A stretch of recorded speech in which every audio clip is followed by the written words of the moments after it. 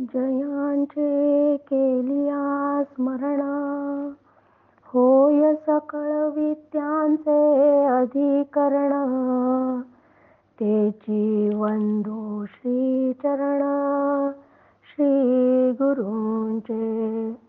श्रुती स्मृती पुराणां आलयं करुणालयं, नमामि भगवत्पादं शंकरं लोकशंकरं. शंकरं शंकराचार्यं केशवं बादरायणं, सूत्रभाष्यकृतो वन्दे भगवन्तो पुनः पुनः. सदाशिवसमारंभा शंकराचार्यमध्यमाम्, अस्मदाचार्यपर्यन्ता वन्दे गुरुपरम्पराम्. शुकासारिके पूर्णवैराग्य जाचे, वसिष्ठा परिज्ञान योगेश्वराचे. कवी वाल्मिका सारिका मान्य ऐसा, नमस्कार माझा सद्गुरू रामदासा. जय जय रघुवीर समर्थ. परमपूज्य प्रल्हाद महाराज डॉक्टर काका व आदरणीय मंदाताईंना नमस्कार करते. जयश्रीताईंनाही नमस्कार करते. आत्माराम श्रवणासाठी जमलेल्या तुम्हा सर्व साधकांना वंदन करते. आज आत्माराम भाग 19, समास 3, ब्रह्मनिरूपण. आपला ब्रह्मासंबंधी विचार सुरू आहे. मागच्या वेळी आपण पाहिले की ब्रह्म कसे आहे, तर ब्रह्म कधी हालत नाही, डोलत नाही, चालत नाही, बोलत नाही, पाण्यातही ते कधी बुडत नाही. कोणी त्या ब्रह्माला चोरण्याचा प्रयत्न केला तर त्याची चोरी करता येत नाही. चर्मचक्षूंना ते दिसत तर नाहीच, परंतु ज्ञानदृष्टीनेही हे ब्रह्म ध्येय किंवा लक्ष होत नाही. असे हे परब्रह्म तत्व कधीच शब्दात सांगता येत नाही.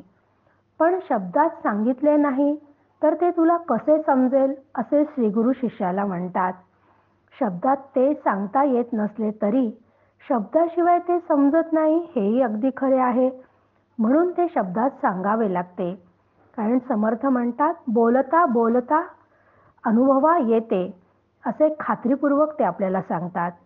सर्व वेद, श्रुती, पुराणे, अनेक प्रकारची ग्रंथसंपदा ही त्याचसाठी निर्माण केलेली आहे. त्यातील शब्दांचा अर्थ लक्षात घेऊनच संत श्रीगुरूंनाही अनुभव आलेला असतो. हा अनुभव शिष्यालाही यावा, पण हा अनुभवही शेवटी मायेच्या प्रांतातलाच आहे. त्यामुळे ज्या इंद्रियांच्या साह्याने म्हणजे वृत्तीने अनुभव येतो, त्याही वृत्ती शमल्या पाहिजे. म्हणजे जेथे वृत्तीही शिल्लक राहत नाही, तो खरा ब्रह्मानुभव आहे. म्हणून केनोपनिषद सांगते की मला अनुभव आला असे शब्दात जो सांगतो त्याला कधीच अनुभव आलेला नसतो, व जो अनुभव आला नाही असे म्हणतो त्याला खरा अनुभव आलेला असतो. आता पुढच्या ओवीत समर्थ काय सांगतात ते पाहू. 19वी ओवी.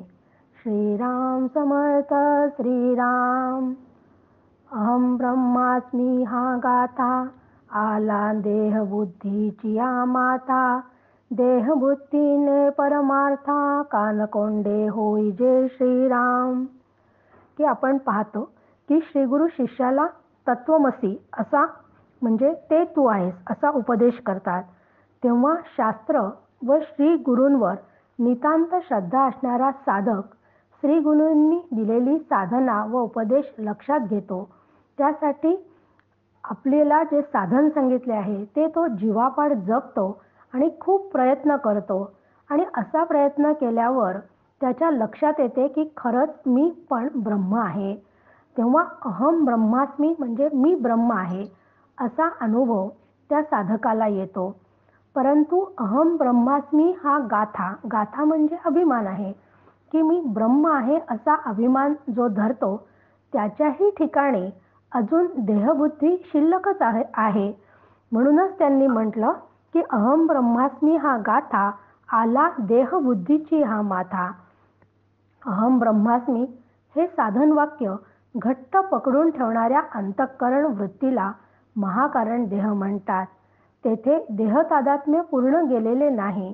तिथं अतिसूक्ष्म अशी वृत्ती शिल्लकच आहे. अनुभव घेणारा, ज्याचा अनुभव आला ते आणि अनुभवाची प्रक्रिया अशी त्रिपुटी तिथे अजूनही आहेच. अशी अतिसूक्ष्म वृत्तीही शिल्लक असली ना तर ती वृत्ती परमार्थाचा अनुभव येऊ देत नाही. देहबुद्धी हा परमार्थ मार्गातला मोठा अडसर आहे.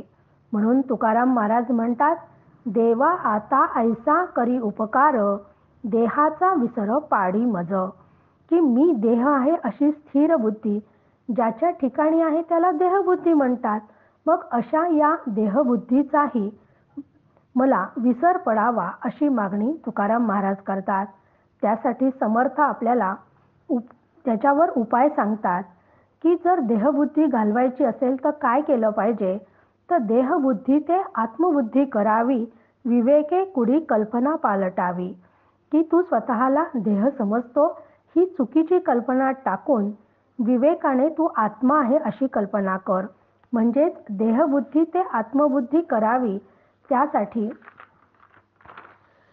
विवेकाची मदत घे व साधना कर. साधना ही एक फार मोठी जबाबदारी आहे. त्यासाठी केवळ अर्धा तास सकाळी, अर्धा तास संध्याकाळी अशी साधना करून भागत नाही. नाहीतर दिवसभरातून अर्धा तास साधना करायची, नंतर त्या साधनेशी, त्या देवाशी माझा काहीच संबंध नाही, असं मात्र ब्रह्मानुभवासाठी चालणार नाही. फक्त अर्धा तास प्रत्यक्ष साधना करायची, परंतु त्यासाठी उरलेले 23.5 तास अखंड मनात त्याचे अनुसंधान हवे. त्याशिवाय खरी साधना होणार नाही. साधना ही अखंड प्रोसेस आहे. त्यासाठी अनेक प्रकारांनी त्या साधनेकडे पाहण्याची आवश्यकता आहे. कधी नामस्मरण करायचे, कधी पूजा, कधी ध्यान, कधी अखंड त्याचे सतत चिंतनच करत राहायचे. साधना करता करता अनुसंधानाने मन शांत होते आणि शांत चित्त स्वरूपाला घट्ट धरून ठेवायला मदत करते. तेव्हा हळूहळू देहबुद्धी कमी व्हायला लागते. म्हणून पुढच्या ओवीत समर्थ सांगतात, देहबुद्धी हे टाकावी, हेई मायेची उठा ठेवी, म्हणून काय अंगीकारावी, अंगीकारू नये श्रीराम. की देहबुद्धी टाकावी हे सांगतात, कारण देहबुद्धी ही सुद्धा मायेचीच उठाठेव आहे. मग ही माया आपण अंगीकारावी की अंगीकारू नये असाही प्रश्न पडू शकतो. कारण परमार्थात देहबुद्धी टाकल्याशिवाय आत्मबुद्धी साधता येत नाही. आता मी देहतादात्म्य सोडून देईल असा निश्चय केला तर तिथेही त्या निश्चयात कुठेतरी थोडी वृत्ती शिल्लक असल्यामुळे माईक अहंकार असतोच. म्हणून समर्थ म्हणतात की देहबुद्धी हे टाकावी, हेही मायेची चौथा ठेवी. म्हणजे तोही मायेचाच, देहबुद्धी टाकावी असं म्हणणं हाही मायेचाच प्रांत आहे. मग या देहबुद्धीला जबाबदार कोण आहे, तर ही मायाच आहे. म्हणून मायेचा त्याग करायचा. मायेचा त्याग करायचा म्हणजे ही माया कशी मिथ्या आहे, माईक आहे हे विचारांनी ओळखायचे. ही माया जी बंधनात अडकवते, अनेक प्रकारचे भ्रम निर्माण करते, मी देह आहे असे ती भासवून आपल्याला आपल्या खऱ्या स्वरूपापासून दूर नेते. म्हणून तिचा विचारांनी त्याग करायचा. त्याग करायचा म्हणजे त्या मायेला काही सोडून कुठून पळून जायचे नाही आहे. तर मायेला सोडू म्हटलं तर आपण कुठे जाणार, कारण संपूर्ण ही जे दृश्य जगत आपल्याला दिसते ते सगळं जगतच माईक आहे असं शास्त्र सांगते. आणि जग सोडून आपण कुठे जाणार आहे. म्हणून मायेला असं सोडून पळून जाता नाही येत. कारण माईक पदार्थ सोडून कुठंतरी जायचं ही कल्पनाच अत्यंत चुकीची आहे. तर ती फक्त माईक आहे एवढेच विचारांनी ओळखायचं. हे ओळखण्यासाठी माईक साधनेच कामात पडतात. मग त्यासाठी आपण अनेक प्रकारच्या उपासना करतो, पूजा अर्चा करतो, ग्रंथ वाचन करतो, प्रवचने कीर्तने ऐकतो. सतत त्या ऐकलेल्या गोष्टींवर श्रवण मनन निधिध्यासन करतो. ही सगळी जी साधने आहेत ना, ती साधने वापरायची ती लक्षात घ्यायची, पण ती सगळी साधने पण माईक आहेत हे मात्र कधी विसरायचे नाही. म्हणजे या माईक साधनांच्या साह्यानेच माया ओळखायची व ओळखले की त्या मायेत गुंतून पडायचं नाही, त्याच्याशी आसक्त व्हायचं नाही हे लक्षात येईल. आसक्त न होण्याचे काही उपाय आपल्याला संत शास्त्र सांगतात. मग जीवनाकडे जर आपल्याला पाहण्यासाठी काही वाद म्हणजे प्रणाली शास्त्राने सांगितलेली आहे. त्या प्रणालीचा आपण उपयोग केला की आसक्तीतून सुटण्याचा मार्ग आपल्याला गवसतो. अनेक प्रकारचे वाद आहे. त्यातल्या आपण फक्त 4च वादांचा थोडासा विचार करूया की ईश्वर कारणवाद, मायावाद, सर्वब्रह्मवाद आणि आझादवाद याचा विचार करू. वाद म्हणजे काय? तर विचारसरणी, विचारांची पद्धत, मत. अनेक संतांनी या जगताविषयी आपापली मते मांडलेली आहेत. त्यालाच वादही म्हटले जाते. तर ईश्वर कारणवाद म्हणजे काय? तर ईश्वराने जगत निर्माण केले आहे, त्याला ईश्वर कारणवाद म्हणतात. याचा उपयोग आसक्ती न ठेवण्यासाठी कसा करायचा मग? तर शास्त्र सांगते की हे जग ईश्वराने निर्माण केले आहे. मग जग जर ईश्वराचं असेल तर ते माझं नक्कीच नाही, हे सहज लक्षात येण्यासारखे आहे. मग या जगतातील प्रत्येक वस्तू, व्यक्ती ही त्याचीच निर्मिती आहे. तरीही मी मात्र माझे नातेवाईक, माझा मुलगा, माझे घर अशी माझीची जंत्री आयुष्यभर आपली सुरू असते व त्यात आपण आसक्त असतो. मग प्रश्न निर्माण होईल की अरे, ज्या मुलाला मी माझे म्हणते तो माझाच तर आहे ना, कारण मी त्याला जन्म दिला आहे.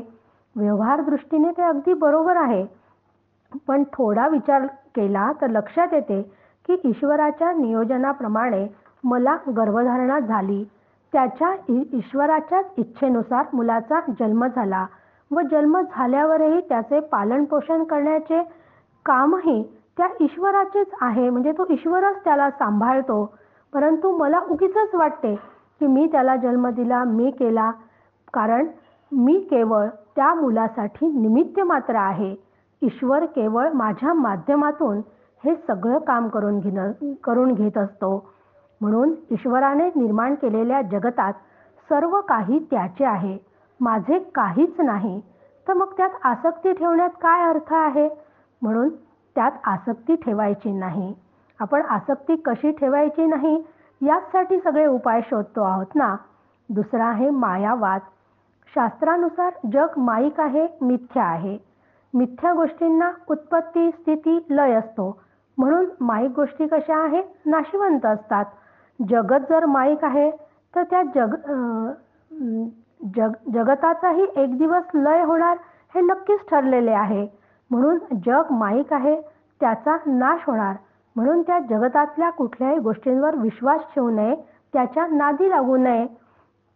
असा माईकाचा विचार लक्षात घेतला तर त्यात आसक्ती राहणार नाही. इथं विश्वास ठेवायचा नाही म्हणजे व्यवहाराप्रमाणे करायचा आहे, कारण विश्वासाशिवाय व्यवहार होऊच शकत नाही. फक्त कुठलेही काम करताना त्यात आसक्ती ठेवायची नाही. माईक गोष्टीत आसक्ती ठेवण्यात काहीच अर्थ नाही. तिसरं आहे सर्व ब्रह्मवाद. संपूर्ण जगच ब्रह्मरूप आहे असे काहींचे मत आहे. आपल्याला दिसणारी ही जी सृष्टी आहे ती चर व अचर असणारी सृष्टी केवळ ब्रह्मरूपच आहे. एकमेव ब्रह्मच वेगवेगळ्या नाम व रूपाच्या आकारात प्रतीतीला येते. संतांचा अनुभव आहे की त्यांच्या दृष्टीने सगळीकडे केवळ एक ब्रह्मच भरून आहे. म्हणून रीता ठावया राघवे विण नाही, त्रिभुवनी संचलेगा विठ्ठला, किंवा जिकडे पाहावे तिकडे राजा राम कृपाळू असा समर्थांचा अनुभव आहे, अशी त्यांची दृष्टी आहे. जग ब्रह्मरूप असेल तर ब्रह्म एकमेव आहे. त्यामुळे आसक्ती ठेवणारा आणि ज्याच्यावर आसक्ती ठेवायची असे दोन सिद्धच होत नाही. मग आसक्ती कशी राहिलो? चौथा म्हणजे आझादवाद. आझादवाद सांगतो की हे जग वास्तविक निर्माणच झालेले नाही. जे निर्माणच झाले नाही तेथे आसक्तीचा प्रश्नच येत नाही. परंतु या जगताचा रोज आपल्याला अनुभव येतो व ते सत्य नाही असे कोणी कितीही सांगितले ना तरी ते लवकर आपल्याला पटत नाही, त्यावर आपला विश्वास बसत नाही. मग तो बसण्यासाठी संतांजवळ जावं लागतं, त्यासाठी शास्त्र अभ्यास करण्याची आवश्यकता असते. असे या 4 प्रकारच्या वादांचा विचार सांगण्याचं एकच कारण आहे की या निरनिराळ्यांच्या वादांच्या उलाढालीमध्ये न सापडता 4ही वादांचे म्हणजे जे आपण आता पाहिले की ईश्वर कारणवाद, मायावाद, सर्वब्रह्मवाद आणि आझादवाद या सगळ्याचे तात्पर्य एकच आहे की आसक्ती ठेवू नये. कारण जिथं आसक्ती असते तिथे सगळं बिघडलेलं असतं. आसक्ती असते ती वस्तू, व्यक्ती व पदार्थांवर असते, ते सगळे माईक असतात. पदार्थ असण्यात दोष नाही, तर त्यावर असणारे जे ममत्व, आसक्ती आपण जे ठेवतो ना, त्यात दोष आहे. सतत त्याचे चिंतन करत राहतो, हा दोष आहे. विषय कसे आहेत, ते विषय कधीच नष्ट होणार नाही, ते आहे तसेच राहणारे. पण त्याच्याकडे पाहण्याची दृष्टी संत श्रीगुरूंकडून घ्यावी. अनित्य असणाऱ्या गोष्टींशी तादात्म्य असेल तर नित्याशी तादात्म्य कधीच होणार नाही. म्हणून लक्षात घ्यायचे की कुठलाही जे विषय आहे ते अचेतन असतात आणि अचेतनाला सुख किंवा दुःख देण्याचे सामर्थ्य कधीच नसते. पण असे जरी असले ना, तरी पण या मायेचा विचार मात्र आपल्याला करावाच लागतो. कारण माया कशी आहे, तर माया दुहेरी शस्त्र आहे. तीच आपल्याला ब्रह्मापासून दूरही नेते व तीच ब्रह्मस्वरूपापर्यंत आपल्याला पोहोचवण्याचेही काम करते. म्हणूनच समर्थ म्हणतात, मायेच्या बळे ब्रह्मज्ञान, मायेकरिता समाधान, मायाची गोवी आणि बंधन तोडी, तेही माया श्रीराम. की या मायेमुळेच आपल्याला ब्रह्मज्ञान होते. मायेमुळेच आपण ग्रंथ वाचतो, ते समजून घेतो, त्यातील शब्दांचा अर्थ लक्षात घेतो. विचार करणे, ऐकणे, शास्त्र अभ्यास करणे, ध्यान करणे, अनुसंधान ठेवणे, प्राणायाम करणारे इत्यादी सगळ्या साधनांनी ब्रह्मज्ञान होते. म्हणजे अप्रत्यक्षपणे ते मायेमुळेच होते ना हो. या मायेमुळेच आपल्याला समाधान मिळते. मग हे समाधान कुठलं मिळते, तर आधी ही सृष्टी सत्य वाटत होती, ती सत्य नाही असे शब्दाने आपल्याला सुरुवातीला कळते व हळूहळू तसा निश्चय व्हायला सुरुवात झाली की मग अनुभव येऊ लागतो, म्हणजे समाधान प्राप्त होते. हे समाधान जे जगावर व देहावर अवलंबून नाही, असं निरपेक्ष समाधान जे आपल्याला प्राप्त होते तेही त्या मायेच्या साह्यानेच मिळते. असे असले ना, तरी ही माया कशी आहे सांगताना समर्थ म्हणतात, मायाची गोवी आणि बंधन तोडी, तेही माया श्रीराम. की मायाच गोवी म्हणजे ती माया आपल्याला अडकवून ठेवते, बांधून ठेवते. ती कशात अडकवते, तर ती आपल्याला पंचविषयामध्ये अडकवते. पंचविषय म्हणजे शब्द, स्पर्श, रूप, रस, गंध यात ती आपल्याला अडकवते. या संदर्भात ज्ञानेश्वर महाराजांची सुंदर ओवी आहे. विषय व्याळे मिठी दिधलिया, नुठी ताठी, ते तुझिया गुरुकृपा दृष्टी, निज विष होय श्रीराम. की ते व्याळ म्हणजे साप आहे की या पंचविषयांनी जणू काही आपल्याला मिठी घातली आहे व त्या विषयांना आपण घट्ट पकडून ठेवतो. जीव या पंचविषयाचा सतत अखंड भोग घेत असतो. मग या पंचविषयातून म्हणजे विषयरूपी सर्पाच्या मिठीतून सुटण्यासाठी काय करायचे, तर ज्ञानेश्वर महाराज म्हणतात की त्या सापाला काही मारून टाका असं ते सांगत नाहीत, तर ते सांगतात की त्या सापाच्या दातात विष असते, ते दातच आपण काढून टाकायचे, म्हणजे साप निर्विष होईल. श्री गुरुही त्या विषयांकडे मिथ्या आहेत अशाच दृष्टीने पाहतात व विषयांना निर्विष करतात. विषय वस्तू या दृश्य जगतामधल्या सगळ्या चेतन आणि अचेतन असल्यामुळे वस्तू त्या कधीही सुख किंवा दुःख देत नाहीत. तर मग सुख दुःख कोण देतं हा प्रश्न पडतो. तर सुख दुःख कोण देतं, तर सुख दुःख माया देते. माया अनुकूल प्रतिकूल संवेदना निर्माण करते व सुख दुःख प्राप्त होते. कुठलाही पदार्थ, समजा आज घरात बटाटे वडे केले आहेत, घरात बरेच लोक आहेत, त्यातील काही जणांना ते आवडतात, काहींना आवडत नाही. ज्यांना आवडतात त्यांनाही त्याचा खूप आनंद मिळतो, ते त्याचा मनापासून स्वाद घेतात, पण ज्यांना आवडत नाही ते कुरकुर करतात. दुसरा कुठला पदार्थ सापडलाच नाही का, मला आवडत नाही म्हणून मुद्दामच ते पदार्थ केला. म्हणजे एकच पदार्थ एकाला सुख देतो तर दुसऱ्याला दुःख देतो. पण पदार्थांमध्ये सुख देण्याचे सामर्थ्य नाही हे लक्षात ठेवले तर त्या विषयांचं विषत्वच निघून जाईल, हे श्रीगुरूंच्या लक्षात आलेलं असतं. म्हणून श्रीगुरू तिकडे ज्या दृष्टीने पाहतात त्यांच्याच कृपेने ती दृष्टी मला मिळाली तर त्या विषयांचं विषत्व निघून जाईल. मग विषय कितीही समोर आले ना तरी त्यामुळे मला सुखदुःख होणार नाही, त्या विषयांचा त्रास होणार नाही. अशी ही माया मला ओळखता आली की त्या मायेच्या बंधनातून आपली सुटका होते. म्हणजे हीच माया आपल्याला बंधनातही अडकवते पण तीच सोडवण्यासाठी आपल्याला सहाय्यही करते. माया आपणास गोवी, आपणास आपण वेढा लावी, प्राणी दुखवती जीवी, अभिमाने करुणी श्रीराम. माया स्वतःला गुंतवते, म्हणजे स्वतःला चक्रात अडकवून घेते आणि परिणामता जीवाला दुःखी कष्टी करते. माया स्वतःभोवती वेढा घालते. तो महत्त्वाचा वेढा म्हणजे काय, तर मी देह आहे असे वाटणे. देह कसा आहे, देह अष्टधा प्रकृतीचा आहे. अष्टधा प्रकृती कशी आहे, तर ती पंचमहाभूते व त्रिगुणांची बनलेली आहे. ही अष्टधा प्रकृती नाश पावते कारण तिची निर्मिती झालेली आहे. मग माझा देह कसा आहे, तो पण अष्टधा प्रकृतीचा असल्यामुळे तोही नाश पावतो. परंतु अज्ञानामुळे जीव स्वतः व इतर जीवांना व पंचधा प्रकृतीच्या सृष्टीला सत्य समजतो. स्वतःच्या शरीराला तो मी म्हणतो व इतर जे जडजीव आहेत सृष्टीतील त्यांना तो माझे म्हणतो. माझे घर, माझा मुलगा, माझी पत्नी. म्हणजे या मायेमुळे मी व माझे मध्ये जीव गुंतून पडतो. माझ्या जीवनात जितक्या जास्त सुखसोयी असतील ना, म्हणजे मला त्या प्रारब्धाने प्राप्त झालेल्या असतील, जे जे काही चांगलं असेल, भरपूर असेल, ते माझ्याजवळ असताना की त्याचा मला अभिमान वाटतो.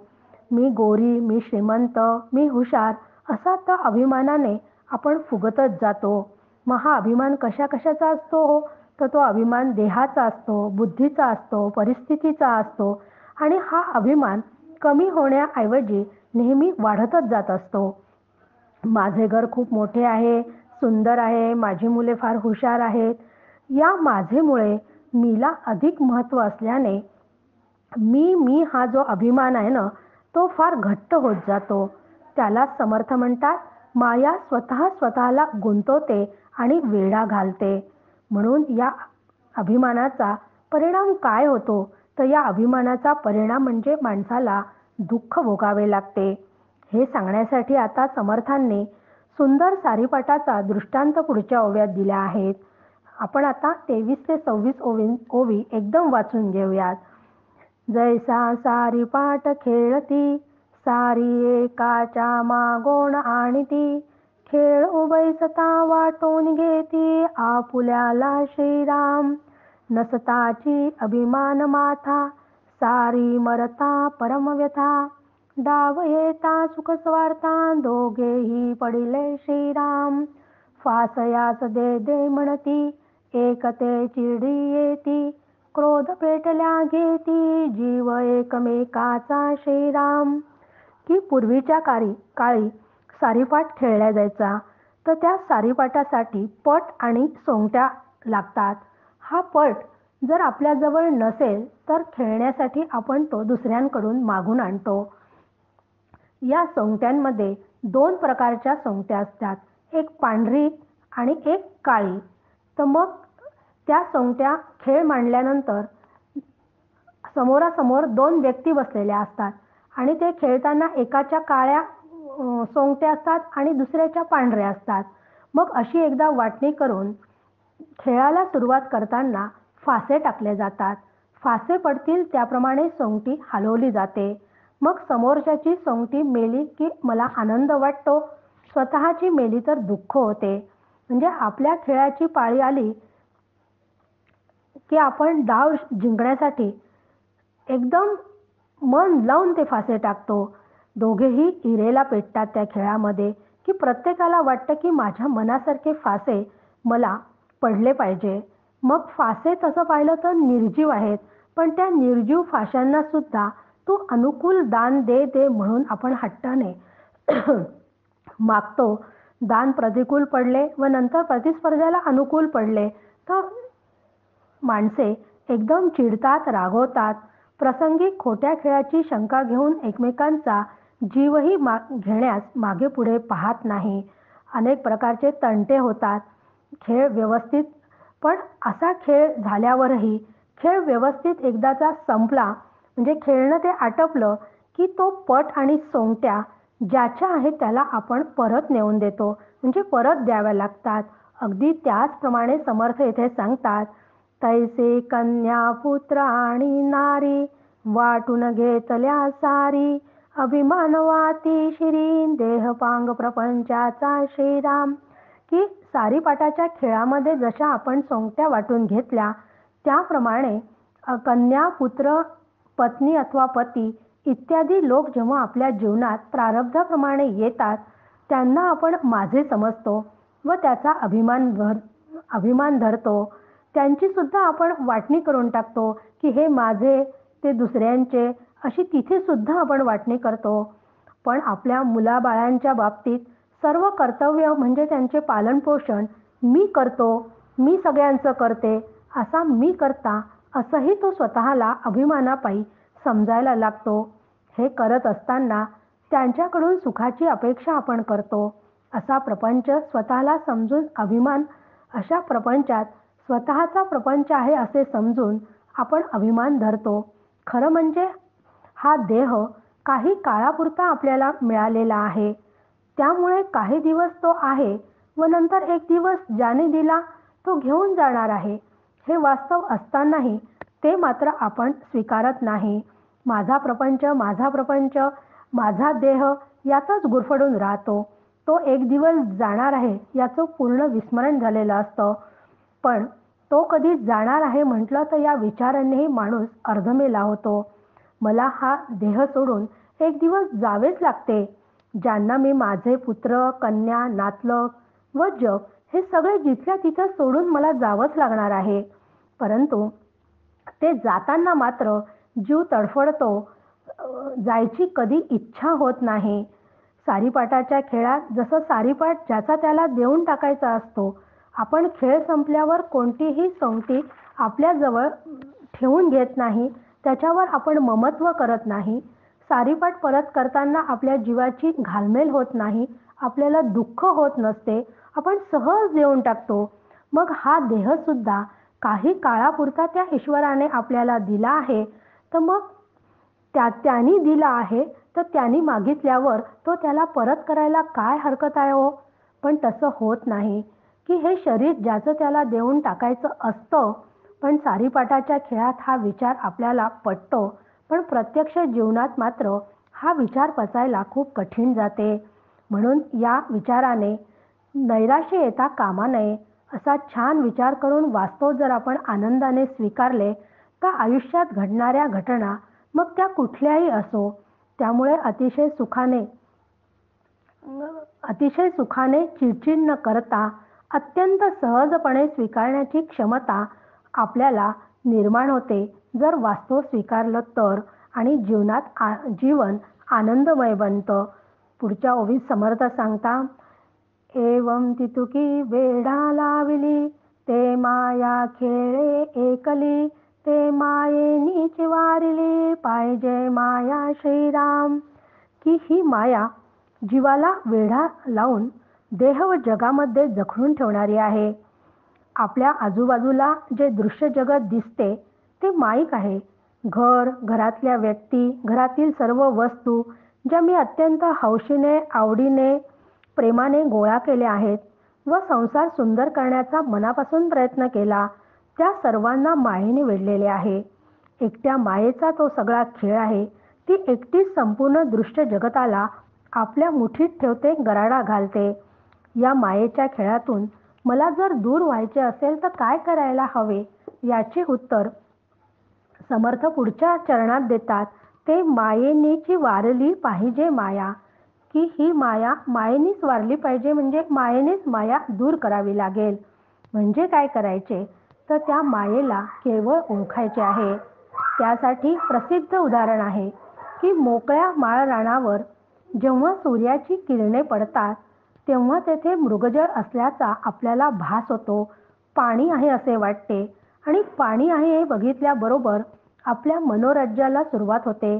आता येथे पाणी आहे, तेथे एक मी पंप बसवेल, मग त्याला भरपूर पाणी लागेल, ते पाणी मी माझ्या शेताला देईल, शेताला भरपूर पाणी मिळाले की भरपूर पीक येईल, मग त्या पीक घेऊन मी बाजारात जाईल, त्याची विक्री करेल, विक्री केली की मला खूप पैसा मिळेल, मी श्रीमंत होईल.